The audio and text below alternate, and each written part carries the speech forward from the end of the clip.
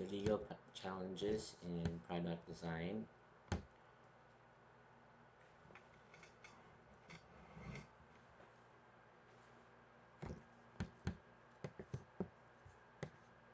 So Converse actually filed a lawsuit against several companies, including Skechers, uh, claiming they copied uh, the design of its famous Chuck Taylors.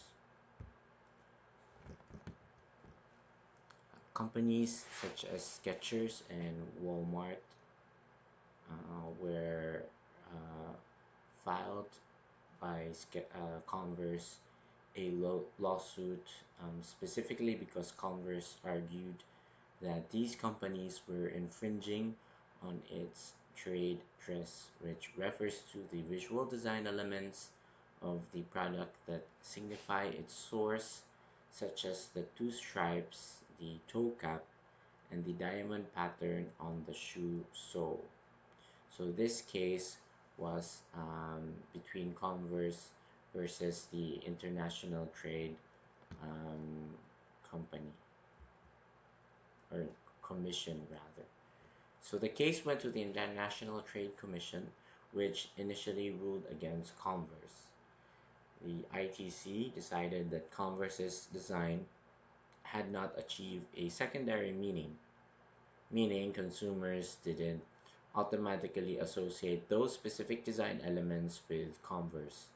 So without that recognition, Converse's trade dress wasn't protected, allowing competitors to produce similar looking shoes. So these are what Converse claims to be their trademark. Number one is the diamond pattern in the sole of their shoes, and then another one, the stripes and the toe cap. However, Converse appealed, and in 2018, a federal court reversed the International Trade Commission's decision. The court explained that the ITC had used the wrong legal standard when evaluating whether the Chuck Taylor design had secondary meaning. It sent the case back to the ITC to reassess based on new guidelines about how to determine if a design has secondary meaning. Essentially, the case isn't fully resolved yet, but Converse got another chance to prove its iconic shoe design deserving protection. So this is just one of the many other um, laws and cases, legal battles involving product design or industrial design in this case. So it only shows how we should value the our designs, specifically as when we perhaps we as potential product or industrial designers should from the very beginning learn how to protect our design, especially if it has the potential to be successful, and um, if later on it also has the potential for patent. However, here in the Philippines, applying for trademark and patent is very expensive.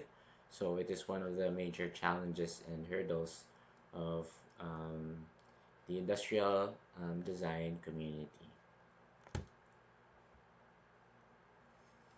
So again, it is therefore very important to campaign for the value of design, especially for product designers, either professionals or enthusiasts. So one of the ways in which people can campaign for design here in the Philippines is the Design Center of the Philippines.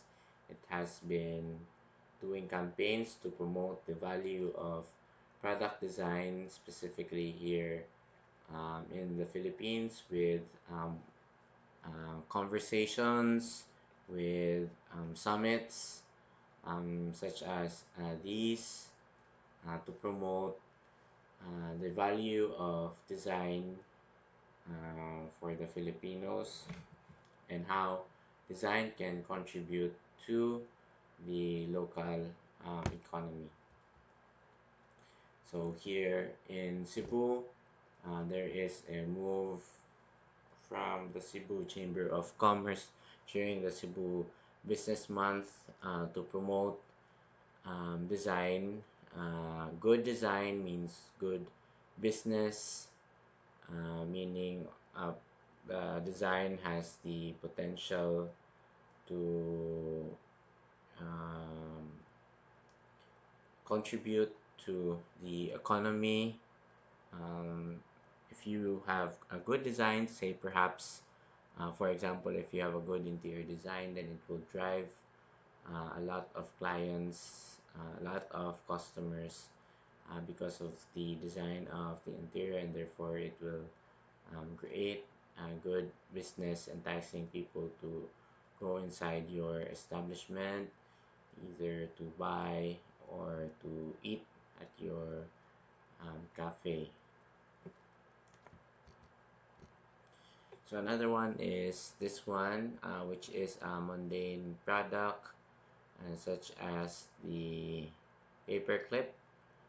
So the paper clip is very mundane, and it does not really have aesthetic value or appeal. So this promotion, ignored every day, shows how some of these product designs are sometimes they are ignored, but these are products that have stood the test of time, and these are products that are quite mundane. And again, it does not also mean that uh, it is an effective product design if it is has a aesthetic value. So as long as it works as a product, then it is already a good design. So the ignored everyday um, campaign seeks to promote um, good design. So even from the very mundane things and products that sometimes we take for granted, but these are things that are very effective and things that have contributed to the better quality of life, which is the aim of industrial or product design. So thank you very much for listening to this short segment of the lecture.